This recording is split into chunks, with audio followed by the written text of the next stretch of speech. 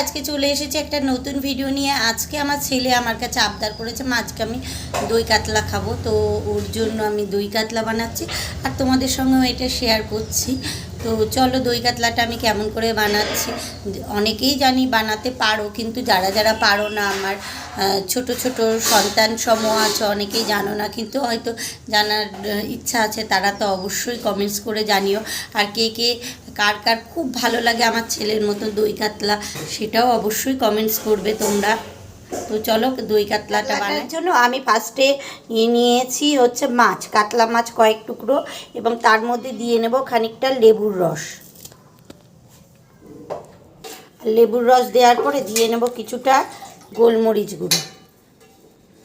যে যেমন পছন্দ করো সে সেরকম ঝাল অনুসারে দিতেই পারো। আর এবার দিয়ে নেব কিছুটা লবণ, দিয়ে মাখিয়ে নিলেই হয়ে যাবে।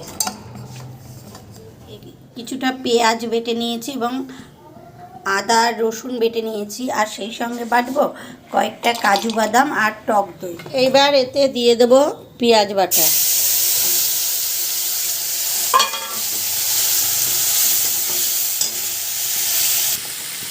এইবার আমি দিয়ে নেব আদা রসুন বাটাটা।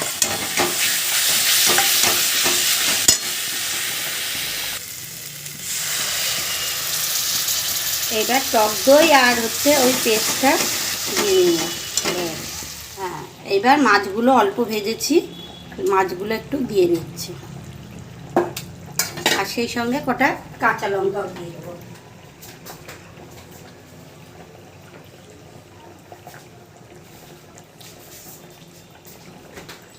এই কাঁচা লঙ্কাগুলো একটু দিয়ে দেবো, আর একটু সামান্য গরম মশলার, কেউ কেউ চাইলে ঘিও দিতে পারে। রেডি হয়ে গেল দই কাতলা। দেখো যতটা পেরেছি সুন্দর করে করার চেষ্টা করেছি, তোমরাও এইভাবে করে খেতে পারো। যদি কেউ ঘি খেতে পছন্দ করে এর ওপরে একটু ঘি দিতে পারো, কিন্তু আমি ঘি দিইনি।